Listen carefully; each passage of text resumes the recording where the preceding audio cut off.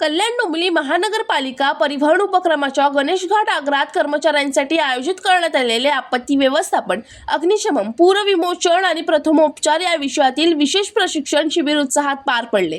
महाराष्ट्र शासनाच्या नागरी संरक्षण दलामार्फत आयोजित या उपक्रमाला कर्मचाऱ्यांचा उत्स्फूर्त प्रतिसाद लाभला.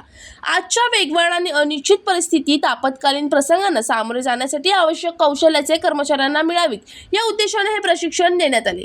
शिबिरात अग्नितांडवाच्या वेळी घ्यायची काळजी, आग विझवण्याच्या आधुनिक पद्धती, पूरस्थितीत बचाव कार्य तसेच जखमी व्यक्तींना तातडीने प्रथमोपचार कसे द्यावेत याबाबत सविस्तर मार्गदर्शन करण्यात आले. प्रशिक्षकांनी प्रत्यक्ष प्रात्यक्षिकांच्या माध्यमातून कर्मचाऱ्यांना विविध आपत्तीजन्य परिस्थिती हाताळण्याचे प्रशिक्षण दिले.